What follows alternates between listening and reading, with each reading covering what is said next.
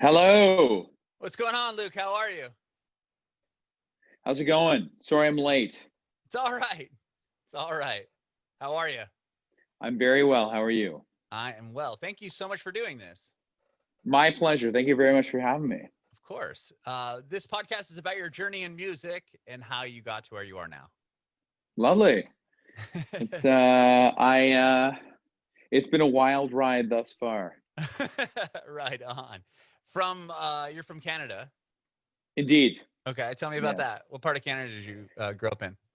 Well, I'm from Hamilton, Ontario, but a little town just outside there called Dundas. Mm-hmm. So it's about 45 minutes away from Toronto. Dundas is kind of like the Shire from Lord of the Rings, if Oh, I had to interesting. compare it to somewhere. Um, it's very green, very quiet, Mm-hmm. and very conducive to making loud rock and roll in the basement because it's very harsh weather most of the year. Okay. Was there a big music scene there? Not that we were aware of, to be honest with you. I Okay. mean, there was some rumblings of some bands when we were in kind of junior high. We'd hear about like, oh, you hear about this band from that high school? Like, they have a really good Rage Against the Machine cover, and I'd be like, who's Rage Against the Machine? But my musical journey really began when I got my first guitar when I was 12 years old. Okay. And it was right around the time that I first heard Nirvana because they were reissuing, they were doing their greatest hits album, which included for the first time that song "You Know You're Right," and that song Oh, was right. on Yeah, it was like a black record and it just said Nirvana exactly. across the front. Okay, I remember Yep, that one. with the silver letters, yeah. And so they Yeah. were promoting that album with the unreleased song "You Know You're Right," Yeah, and it it's a was great on song. great song, and it was on Much Music, which is our equivalent of MTV. Okay. And that song was that video came on one morning before school, and I was watching it. My parents were eating breakfast, and just the sound of the distortion and the feedback in my and Kurt Cobain's voice was making my parents say, "Oh, turn that off. That's awful. What is going on?" As they were like having a almost like a seizure because of how nasty it was, and I was like, "Cool. Like if rock and roll like this has that much power over my parents, then I want to invest in this." So I really wanted to play bass, and then I What was drew you thinking to the about renting. bass? Why bass? Well, I thought bass would be an easy into music Uh-huh. because that was one of the instruments that was being played in our concert band in high school, or Okay. in junior high school rather. But then, so my godfather, who had played a ton of music in the late 60s, early 70s, and then became a lawyer eventually, had heard that I wanted to play bass. And he got me a Squire Stratocaster with a little amp, and he said, "Fuck that, you should play guitar." So He bought you the bundle, the he bought amp. me the bundle, the Yeah, I bundle, had the and I was bundle. hooked. Yeah. The And then so Squire I and the little amp in the bag, the little gig bag. exactly, yeah, with the little the paper thin gig bag with Yeah. 3 picks and a dental floss thin patch cord, and Right. but it had a distortion button, so it was good enough for me. Right. Totally. So he showed me a couple of notes, and I was just playing with my thumb, and I was just, I was kind of just meandering around, but I was really focused on it. But we didn't even have the internet at that time, so Hmm. I was just kind of like picking things out by ear and sitting with my Linkin Park CDs, trying to pick up notes off of that, but nothing was really working. So, anyways, I started taking guitar lessons when I was 12 years old. Wow. Okay. And then, yeah, my first guitar teacher was in a fairly notable band in Canada, and particularly Hamilton, called the Killjoys. And they were around in the early 90s to late 90s. And my guitar teacher's name, interestingly and fittingly enough, was Mike Treblecock. And real name. And Birth name. birth name. So he taught me how to play guitar, and he still does. Actually, I just live one street over from him now, and he still teaches me how to play guitar. But So he kind of showed me everything I wanted to learn, but sometimes I would be like, hey, can you show me Nirvana? And he'd be like, hell yeah, I'll show you some Nirvana. But basically, I kind of bummed around playing in just cover bands until I was 16. And then that was when, I mean, I was still so terrible at my instrument, but I met a guy that was equally as shit at his instrument. His name was Kyle. And I'd known Kyle since we were 5 years old. But Okay. Kyle and I said, you know what, let's start a band. Let's start a real band where we play our own music. We don't play covers. But I know nobody else will have us in their bands because we're too terrible. So let's make our own band. Okay. And that's how the Dirty Nil started. We called ourselves the Dirty Nil, and that was 14 years ago. And Oh my gosh. That's how it started. So I mean, that was the Wow. first band I ever played in. I played original music, and we just basically learned how to play our music, our instruments together. I mean, we basically started one summer in 2006, and I had just got my first fuzz pedal, and I had a 100-watt amp, and he had his drum set, and we just blasted away for hours and hours in my parents' basement until my mom would flip the breaker for the night and be like, that's enough of that shit. And then and then I'd walk Kyle home, and then we start again the next day. But I mean, very instantly, we knew that we were starting something that was going to be important to both of us. You know? It was going to be a good thing. So it just started out as the two of you guys. Oh yeah. And then when did Ross join the band? Well, we had a kind of a seemingly endless stream of bass players while we were teenagers. Oh, okay. We kind of were a 3-piece for a while, and then we became a 2-piece, and I got a pedal that approximated a bass player. Okay. And then we had a guy named Dave in our band for a few years, and Dave was excellent, and it was lovely to play with him. But Ross joined the band in 2016. Oh, okay. So it was 10 years. Yeah, you guys had been going for a while. Okay. Yeah. And then we did the first album we did with Ross was Master Volume, and then that brings us to our newest album. Okay. So Higher Power was done with the other bass player. With Dave. Dave. Yeah. Okay. So tell me, so you started the band in 2006, you didn't put out a record for 10 years. What were you guys doing in the midst there? We were basically trying to figure out exactly what to do. And I mean, to your question earlier in the kind of conversation, were there bands happening in Dundas? I mean, there weren't really, to our knowledge, and we just didn't know what to do. And going 20 minutes up the road, or 10 minutes rather, to Hamilton to play a show was a very exotic concept to us. So we kind of started playing shows in Hamilton when we were about a year into the band, and then the 1 year later we played shows in Toronto, which is like the ultimate so I mean, yeah, exactly. So to kind of answer your question, I mean, all of these things were just very alien concepts to us. I mean, we just worshipped classic rock bands like The Who, and we loved At the Drive-In, and Led Zeppelin, and we were a part of that whole classic rock renaissance generation with the School of Rock and all those movies. So but we just had no concept of how to get from the basement to a proper stage. Right. I think there's a Colin Powell quote where he says, there are known knowns, and then there are known unknowns, and then there are unknown unknowns.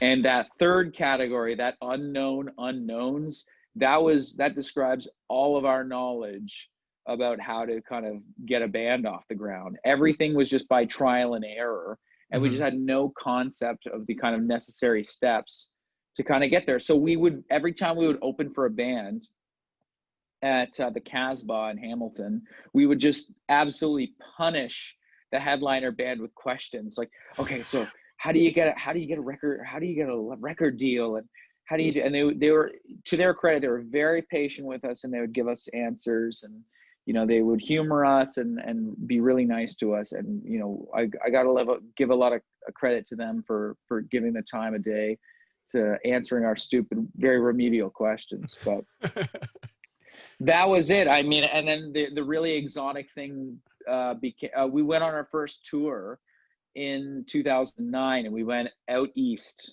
to Halifax, the east coast of Canada. Okay. And we booked it ourselves. And the tour was 2 weeks long, and we played 4 shows. Oh man!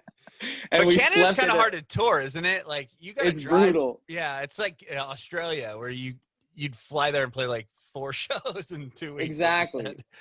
Well, they call the Trans-Canada Highway the band breaker, and I totally understand why. Yeah. Okay. So we went out to Halifax and back over 2 weeks, and that was our first taste of the touring life, and we were very excited by that. But our first real tour of the United States, which the United States was always the goal, but it just seemed so exotic and unattainable to us for so many years. Like, it was like, how do we get visas? I remember having conversations with people on the phone, like, how do you get a visa? How do you get a P2? And they're all like, you know, you guys are way, like, first of all, it's going to cost you a few $1,000s. We're like, fuck, like, we don't have $100. So right. Our first real tour of the United States started in 2013. We basically would just we were doing EPs. We were doing 7 inches.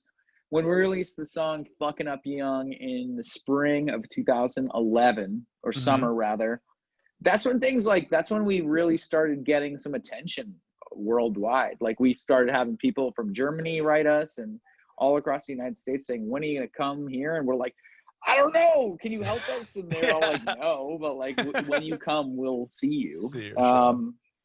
So it was about 2 years of still just kind of bumming around and trying to, you know, get some funds together before we got some money together to get our visas to go play down in the United States. And we did our first tour in 2013 in the US. Wow. Yes. Well, tell me about that first single. Like, how did it get recognition? Like, how are people across the world hitting you up about it? Well, I mean, first of all, it's a fucking banger. So it was but how do you find the banger? Well, when we were recording that song, or actually just mixing it, we recorded it up at a little cottage that my godfather, who gave me my first guitar, actually owns. He's like, cool. you can do your recording up there. So did you record with the Squire though? I did not. I recorded with a Rickenbacker guitar. Quite a step up. A little bit of a step up for sure. Yeah. So we recorded a batch of songs, and there was a few in there that were clearly that felt very exciting about, like, you know, we were a 3-piece at that point, and we knew that we were making some songs that, yeah, it's a distinct feeling when you start making music that, you know, other people are gonna like, not just you. Like, I remember that personally very distinctly, of like, this is something that's gonna, it's a special feeling of where you feel like you've kind of tapped in to something that's greater than all of the 3 of your peanut brains put together. It feels like something very, very special, and that you almost weren't, it couldn't have been planned. You just did it. And so Fuckin Up Young was one of those songs for us. And when we were mixing it in Hamilton, we were approached by a guy who basically said, listen, I would advise you to not put out this album. I would advise you to put out a single and let me work it. Let me work the PR for it over the internet. And I was like, fuck the internet. Like, the internet's a passing fad. I didn't have it until I was 19 years old. It doesn't really matter. I was a country bumpkin, basically. And he's just like, okay, well, maybe just think about it. So we're like, okay, fine. So he worked this single online, and that really basically opened us up to a modest but distinctly global audience. Like, we had people from all over the world that had suddenly heard our band and were writing us messages and emails, and were asking us to come play there. So that really kicked things off. Fuckin Up Young was our introduction to the world. Again, in a very modest way, but still. But you were able to, I mean, a couple of years later, come down to the States and do a whole tour. And Fat Mike from NoFX heard that song. A mutual friend of ours, funny enough that we had mutual friends at the time, saw us play at a show. So this is an even dumber, crazier story. Like, we had this show in December of 2012, Mm-hmm. and I had terrible food poisoning. And it wasn't a hangover or anything. I'd eaten a McChicken from McDonald's, and I was just absolutely, I was green, sick, like green. And we still have this show, and we don't quit, we don't cancel. So we're gonna play this show, even though it was puking everywhere. So I kind of, dragged myself on a stage, and we played this set. And one of the guys in the audience was like, "Huh, this band's not bad." And then they bought a couple of our 7-inches. And one of these guys was a friend of Fat Mike, and he flew out and was meeting up with Fat Mike the next week and gave him this 7-inch and said, "I think you're going to want to hear this." And Fat Mike listened to Fuckin Up Young and immediately got in contact with us and said, he started tweeting about us and he went all over the internet saying, "I really, really am down with this band. This band's awesome. Whoa. How can I get in contact with them?" And were you a fan of NoFX? No, I was not. I mean, Okay. I didn't dislike them. I wasn't knowledgeable. I familiar knew with of them. Right. Yeah, exactly. Did you know how big of how, big Fat Records and all that was at the time? I did when people started messaging me about being like, "Have you seen this shit?" And I'm like, "Dude, I don't even have a smartphone. What are you talking about?" I had a flip phone. And people are like, "Fat Mike's reaching out and like all this stuff. You should get in contact with him."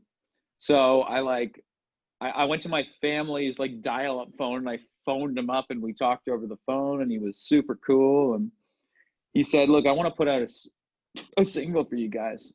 I want to put out a single." So we're like, "Hell yeah." So we recorded some material, and that was basically the springboard for our first US tour. Wow. We were doing a 7-inch with Fat Wreck, and we did a full 6-week tour that we booked ourselves. Actually, Dave booked for us. Dave Nardi, the very talented Dave Nardi, booked for us. And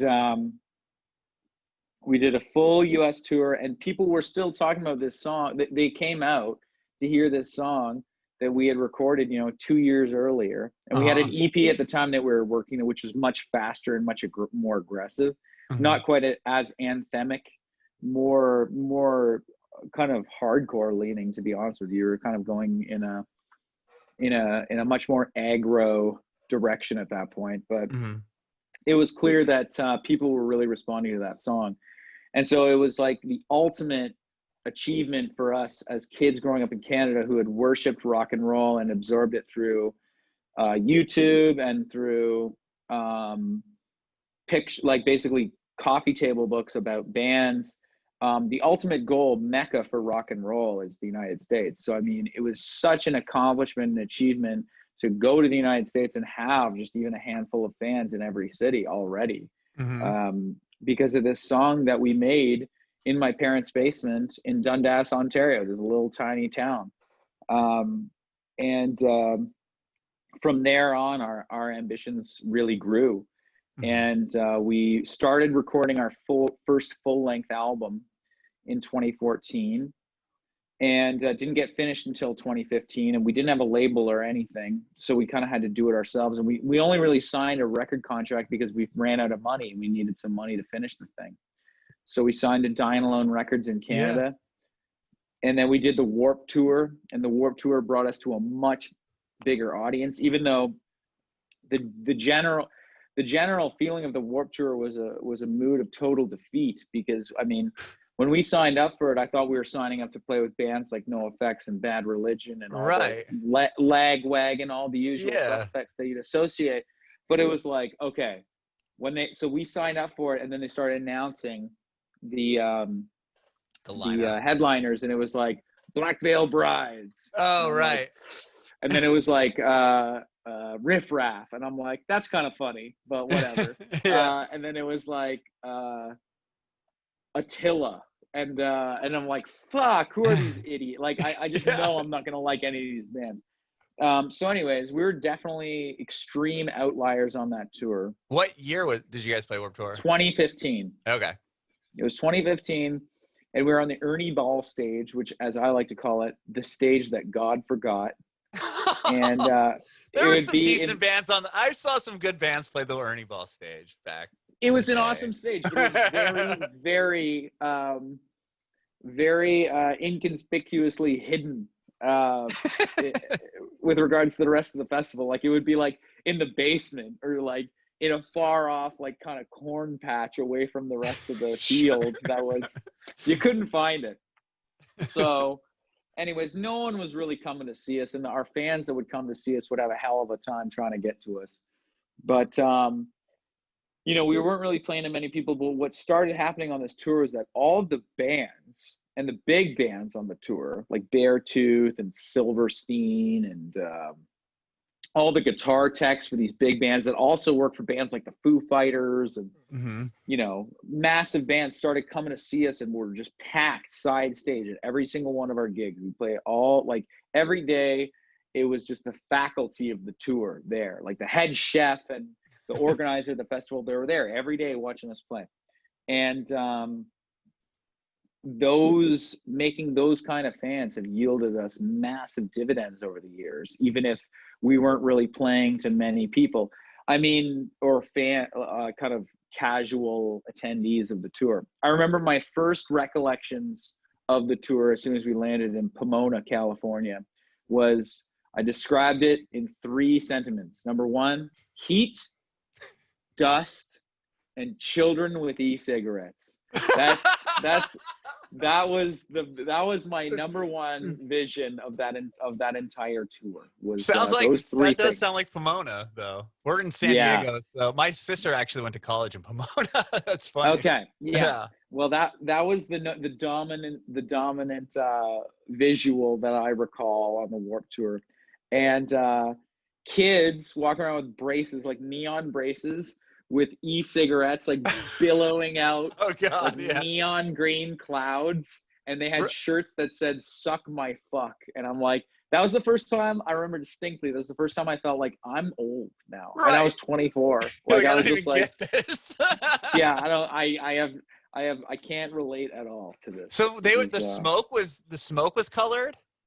Yes, it was. Yes, okay, it was. Okay, well that makes me feel better, because I thought I had this $1 million idea when the vape things were popular, and I'd see the cars coming out, like, you know, they'd pull up and it would just be like Cheech and Chong, but it's just like the vape things. And I'm like, that would be dope if they could figure out a way to make the smoke colored. That would be $1 million idea, but I guess they've already done it. Yeah. Well, yeah, I think somebody may have already gotten that to that one. I think that I saw that many a time on the Warped Tour. The other thing that I would say, I guess that I'm was too old brilliant, for that one. build a time machine and you can retroactively invent it. But one of the things that I really distinctly remember from that was one of the long-standing tenements of the tour was that each band would get a case of water and a case of beer every day, regardless of if you were on the main stage or the Ernie Ball stage, which is the lowest of the pecking order, the one that we were on. But the case of water was water, but in Monster Energy drink cans. Oh yeah. So in very small fine print, it said Monster Tour water around the lip. They're like black so we were cans, crushing, right? They're like exactly. Big black cans. Okay. Looks exactly like a Monster Energy drink. So we were crushing these cans of water, and kids all day would be like, I need to go get a Monster Energy drink to be like Skrillex or not Skrillex, but Attila. I need to be like Attila. Right. And so anyways, brilliant, but fucking evil marketing, I gotta say. Oh yeah, I've seen those before. When I would see bands on stage drinking, I'm like, damn, how'd that guy kill like two monsters on stage? Is he gonna like what a wig psycho. out? But yeah, it's water. Okay, I get it. I have one of those full cans still sitting on my mantle at my parents' house. It's like my memory. Every time I look at that, I can remember the entire summer. That's cool though. What a cool momentum to have. Sweet. So okay, so you did Warped Tour in 2015. You didn't put your first record out until the next year. Beginning of 2016. Yeah. Okay, what was Which like? Go ahead. I was just gonna say that kind of ushered in our new the opportunities to go play overseas, and we went to Europe 3 times that year. You said that's when you had signed to Dine Alone Records before the Warped Tour. Yes, we had signed in 2015, and so they were basically responsible for allocating the necessary funds to complete the album and press it. So Yeah, we signed to them worldwide, and they had distribution in the United States. And yeah, that was a very important relationship that we began with them. Yeah, and they took you to across the pond, so to speak. Yeah, we got to go play a lot of great festivals over in England and in Belgium, and we really started kind of planting our roots in Germany. And then by the end of the year, by the end of 2016, we had gone and played a stadium tour of Germany with the band Billy Talent. Oh wow, And yeah, that was that's a huge. big tour for us. They're from Canada too, right? Billy Talent? Or They no? are, yeah. Yeah, I thought We're so. good friends with them. That's Yeah. awesome. What a cool tour. Tell me about, had you ever been to Europe before, or was that your first experience? I had been to Europe a couple times. I had gone once when I was 18. I went on a backpacking trip for 2 weeks in Europe, which involved, sleeping on the street in Berlin and seeing Radiohead a couple times. That's cool. Yeah, it was a great time. On the In Rainbows tour, it was great. Oh, wow. Time. One of the, I think that's like their best record, to be honest. Me too. Oh, I think that's their best album too. Yeah. We got that in common. Yeah, there you go. And then the second time I went to Europe was to go play in this band called Single Mothers.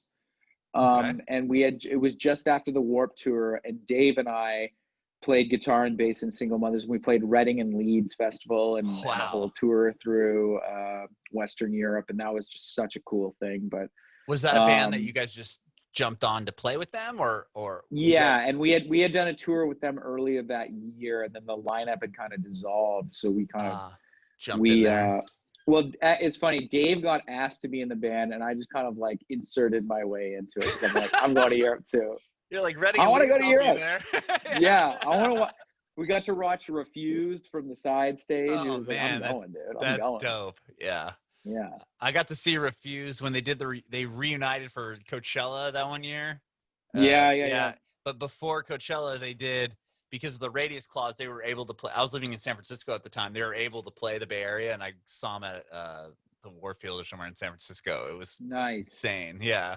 Great. One of the best live bands. Oh, yeah. So good. That's rad that you got to see him that close up. Yeah.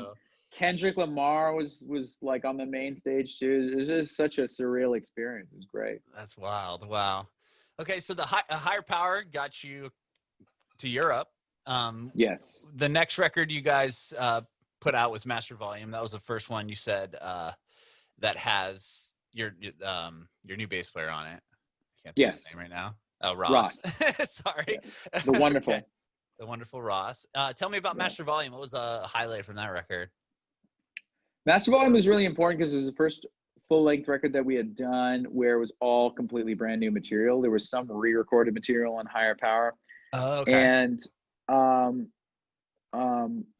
would say Master Volume was really important to us because it was the first time they would work with a proper producer. No offense to our friends that assisted us on Higher Power, but it's the first time that we had, spent quite a bit of money on making an album, and we had worked way harder generating the material for Master Volume than we had worked on generating the material for doing anything prior. It was we had rehearsed every single day in and amongst touring with Against Me and going to Europe, and we had a ton of big experiences while we were making the Master Volume material.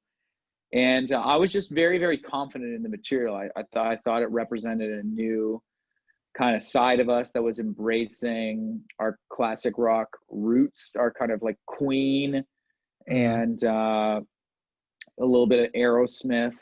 And also we had toured with Flag right before, which is like most of the guys from the first line of Black Flag. So we watched them every night, and we had kind of crafted a song, kind of stealing all the best moves from their set in one song. Yeah. And, did Flag have Greg Ginn in it, or was that the one he wasn't in? It did not. He was in. So he owns the Black Flag name, but Flag had Bill Stevenson. It had Keith Morris on vocals. Okay. It had Chuck Dukowski on bass, Des Cadena on rhythm guitar, and from the Descendants, Stephen Edgerton, doing an incredible job of Greg Ginn's guitar parts. The same identical rig. It sounded fucking perfect. That's crazy. That was a great tour. So I have a crazy Black Flag story for you. It's real quick. So I have two sons. One's 12 and one's 4. But when my 12-year-old was in 2nd grade, his teacher, her brother, is Greg Ginn. Oh wow. Yeah, so we got to meet him, and like he signed a thing for my son. It was crazy. He got a picture with him, and I guess he doesn't do stuff like that. Like he doesn't do No, pictures or sign anything, and he did, but it was only because his sister was my son's teacher. But it was that's incredible. yeah, and they have another brother, like his brother. Her name is Erica. So between her and Greg Ginn, their other brother is the guy that does all the art. Like Raymond yeah, Pettibon. yeah. So yeah, he did all the crazy artwork for him, and Sonic I Youth met and a him in bunch New of other. York. Yeah. Did you really? Wow. Yeah, really nice guy. He did the tour laminates, which were just incredible. It was like it was Fat Elvis on the cross. That was the tour that's laminates. awesome. Yeah, his art is so like twisted and awesome. It's the best. It's iconic. It's iconic. Yeah, very cool. Yeah, sorry on that side tangent, but okay. Yeah. So you got to see or you got to tour with Flag? Yes. Wow, that's For amazing. 3 weeks. That was excellent. So I mean, we had kind of, between the writing process for Higher Power and recording process had completely ended by the end of 2014, and we didn't get to put it out for about a year and a half after. Oh wow. So yeah, so I mean, I just had all these new riffs and ideas cooking around, but I mean, we had essentially had to rebuild the band with a new member, Ross. So it was just a very wonderful process of expansion and exploration, and dare I say, rebirth. It was just like it felt like a clean slate, and that by the time we were at the end of we were playing with Dave, like things had become very stratified and very kind of awkward, and we had ridden ourselves into a corner about what we can and can't do, and we had some kind of unspoken rules about our musicality. And when Ross joined the band, all of those were out the window, and suddenly we had kind of a sense of sarcasm and mean-spirited celebration of like Sugar Ray and Insane Clown Posse, whilst also, of course, cherishing the works of Queen and Black Flag.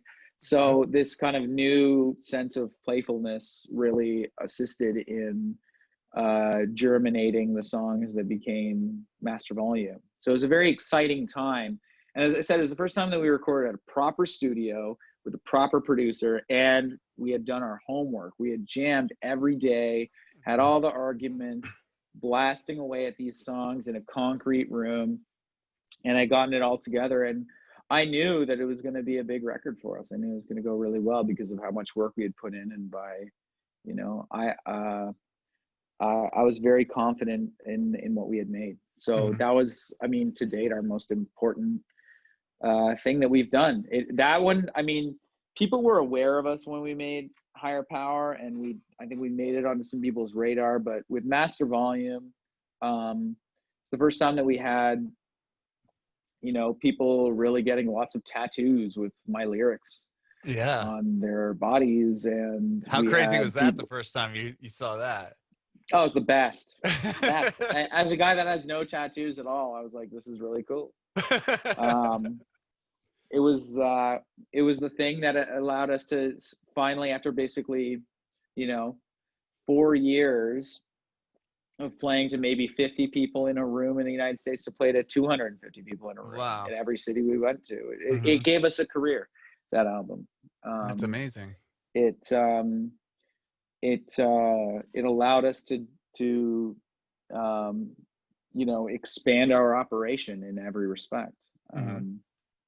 And so we toured on that album for quite a while. It came out at the end of 2018.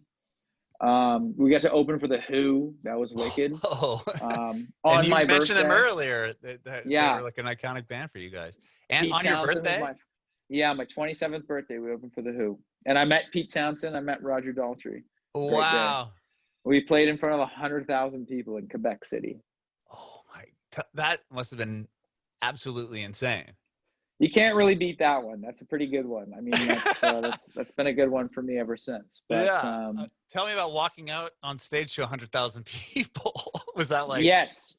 Well, we walked out to the song "Mannish Boy" by Muddy Waters. Okay. It's the one that's like bow meow meow meow. Oh. Okay. And I walked out with a wine bottle and like, oh, that's awesome. Everyone was clapping along, and I remember just saying into the microphone, I was like, guys, I'm not gonna lie, it's my fucking birthday, and we're open for the Who, and it's the best day of my life. So let's have a good time. And the crowd went, yeah. Oh man.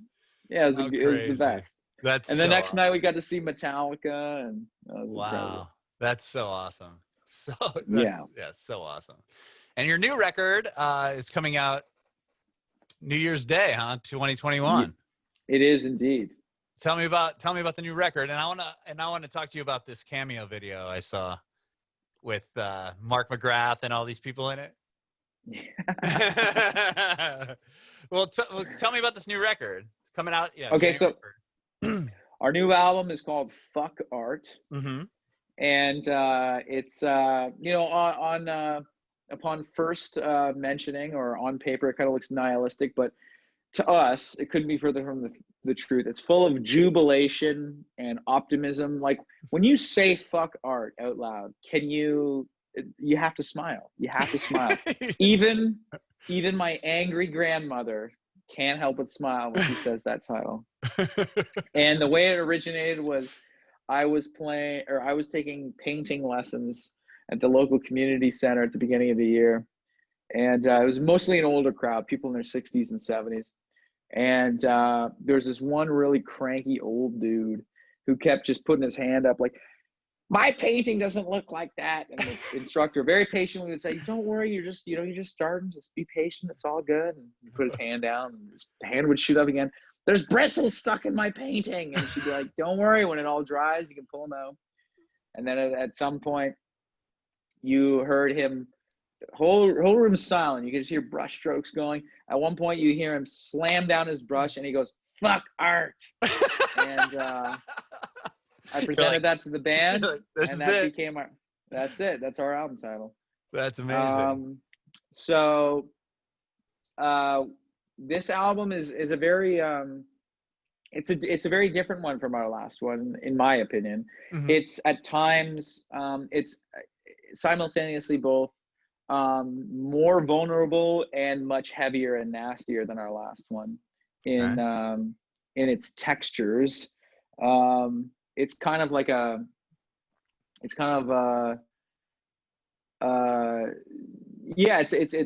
a different kind of more confident album than the last one. I really am super excited for people to hear it. It's got we were listening to a lot of kind of like first wave thrash like Slayer, and we were also listening to a lot of Sugar Ray and like Neil Young and stuff, and Joni Was it Mitchell. the early Sugar Ray? Because that first record is heavy.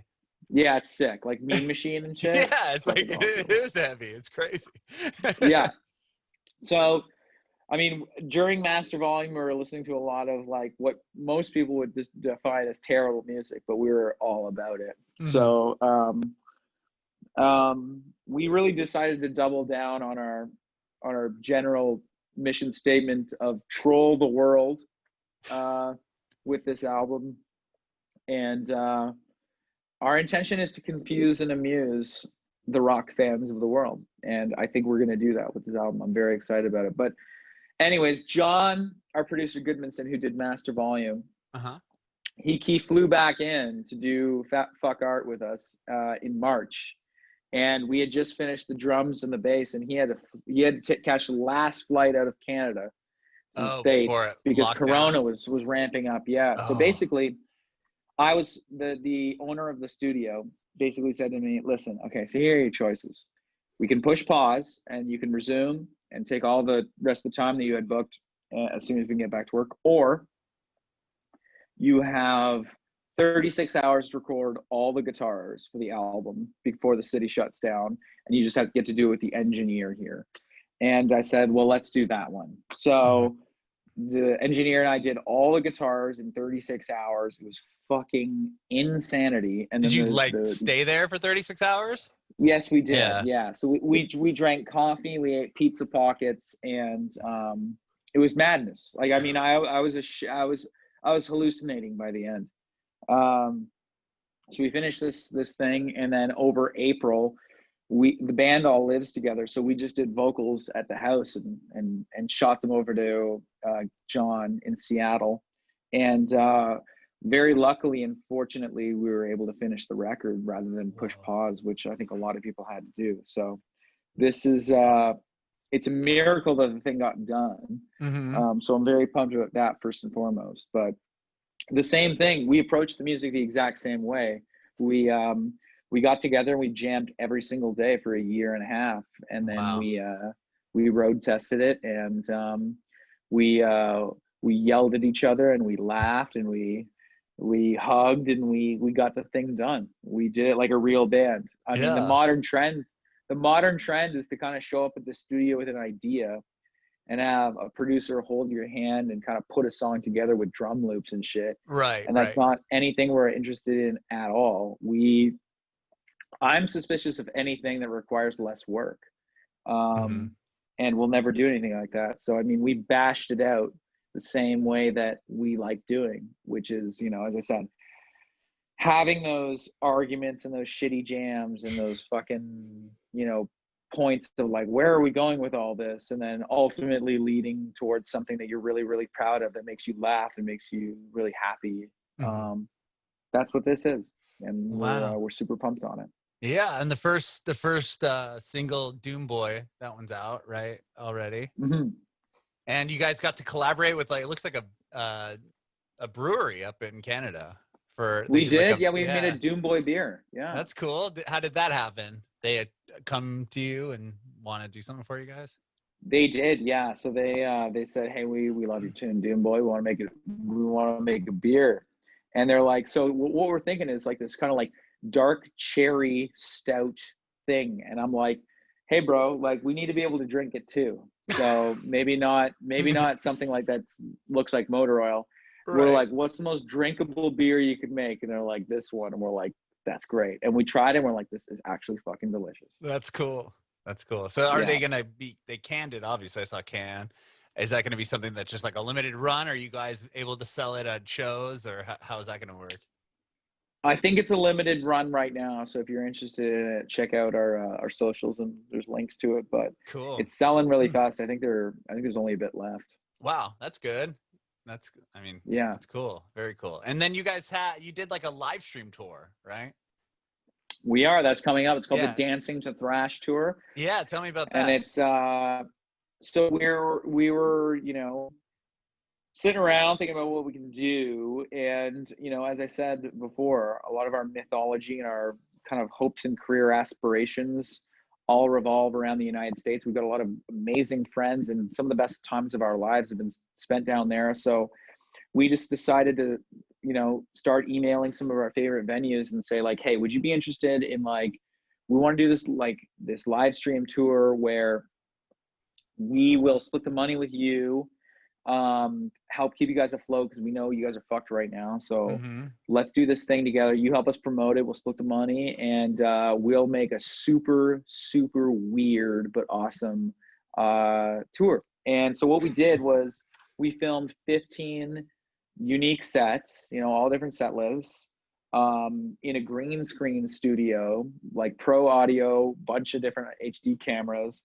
And so it's going to kind of be a combination between like a concert film and the Tim and Eric show. Okay. It's going to be very, very loud and very absurd. I was gonna And say some of your green screen videos on your Instagram. Now that you said Tim and Eric, that's what that's who it reminds me of in some of them. yeah, we're big Tim and Eric guys, and that's definitely going to come through on this tour. So it's called the That's Dancing to amazing. Thrash tour, and Uh-huh. you can check out tickets to that on our socials. But Yeah. we're really excited to announce we've got some opening acts that we'll be announcing soon. So we're super pumped that we can make any kind of modest contribution to helping to keep these venues afloat, because you know they're an integral part of the ecosystem of live music. Mm-hmm. And it looks like you got some radio stations involved throughout the tour as far as like presented by or helping promote it. Yeah, we've been really lucky, like starting on Master Volume to get a bunch of radio love in the United States, on the rock stations. So I Hmm. mean, it's really cool that we can partner up with them, and um, they can advertise it, and as I said, drive money back towards the venues that Hmm. desperately need it. That's amazing. And that's kicking off what, a couple weeks from now, right? Yeah, Mid yeah, October.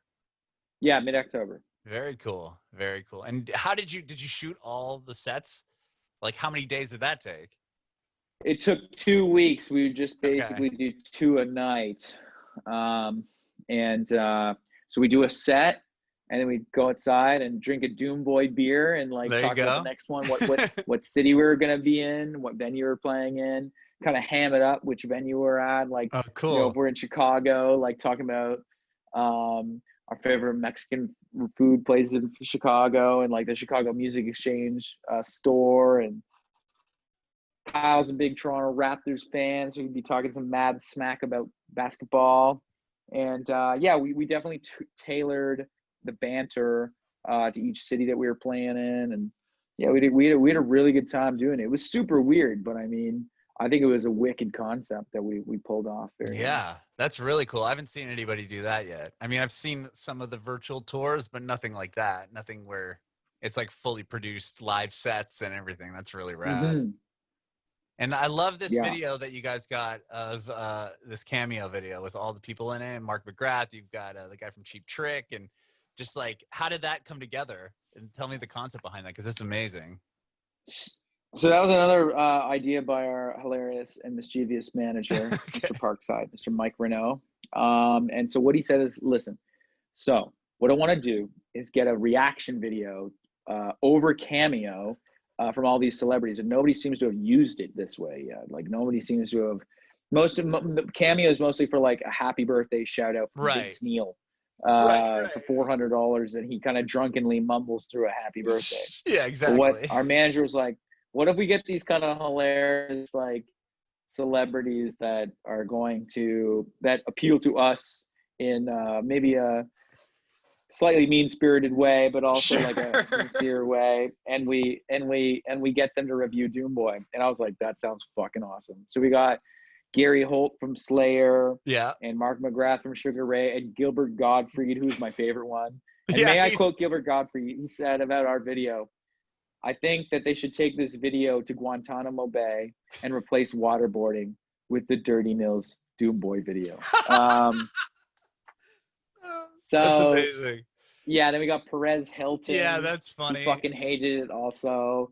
All my favorite ones were the ones where they hated it, because it just allowed us to start a conversation more. And I love when people love our band, but it's great when we get shit on. That's There's so some funny. masochistic element of me that enjoys that too. That's hilarious. So he just reached out to these people, or did you actually do it through Cameo? We did it through Cameo, and basically Cameo realized what was happening and realized that we were doing this, and they reached out to us and said, hey man, like nobody's ever done this before, this is awesome. And they partnered with us and started promoting that we were doing this. Oh wow.